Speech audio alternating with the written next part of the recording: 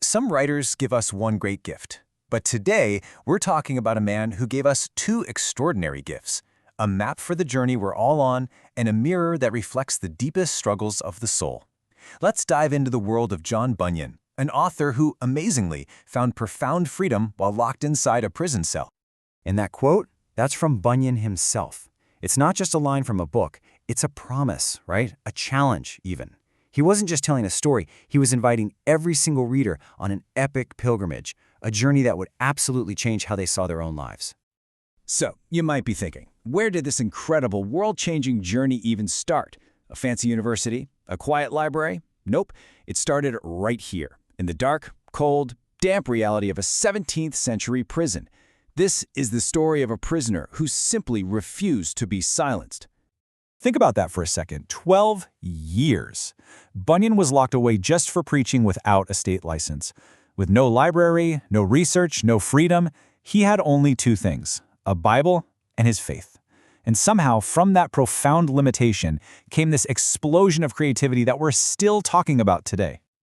Okay, so let's talk about that first great gift he gave us, the map. This is, of course, his most famous work, The Pilgrim's Progress, an epic adventure story that charts the entire course of a spiritual life. So what is The Pilgrim's Progress? Well, at its core, it's what we call an allegory.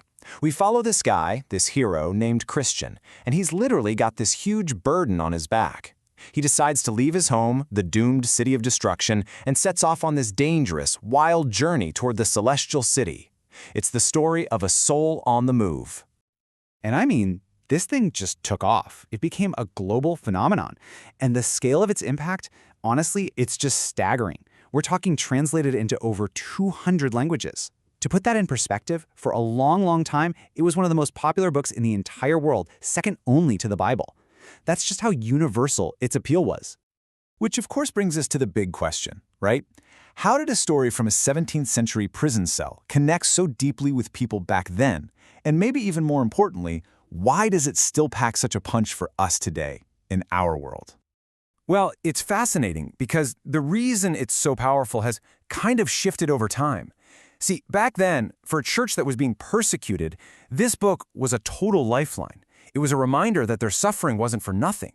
But for us today, it can act as a powerful critique, a challenge to a faith that's maybe gotten a little too comfortable, reminding us that the path isn't supposed to be easy.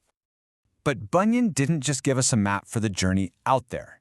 He also gave us something else, something incredibly personal, a mirror for the journey in here. And that brings us to his raw, almost painfully honest autobiography, Grace Abounding. Yeah, if Pilgrim's Progress is the epic adventure, then Grace Abounding is the brutal battle inside your own head. This is not some polished, feel-good story. The source material calls it a furnace record, and that's the perfect description. It's this gut-wrenching, honest account of Bunyan's war with himself, his crushing guilt, and this terrifying fear that he was just too far gone to be saved. I mean, listen to this. I was more loathsome in my own eyes than a toad. Wow. That just captures the raw self-hatred at the heart of the book, doesn't it? There's no heroic pilgrim here. This is just Bunyan, a man who felt completely and utterly worthless. And that's the crucial contrast, you see. One book is this grand quest, and the other, it's a private, whispered confession of utter despair.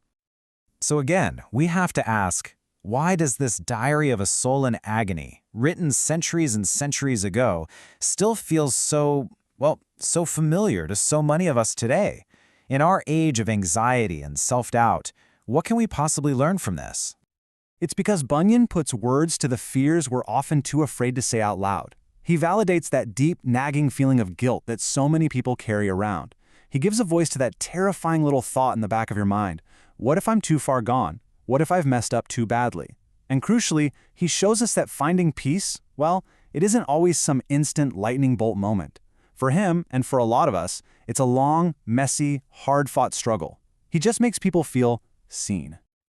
So when you step back and look at the whole picture, you really see the genius of what Bunyan did. He didn't just write one kind of book. He gave us a complete toolkit for the spiritual journey, a guide for the path ahead, and a friend for the battle raging within. And that's his incredible dual legacy. You've got The Pilgrim's Progress, that's the map. It says, hey, This is the way, walk in it. But then you have grace abounding. That's the mirror. And it reflects back and says, I see you.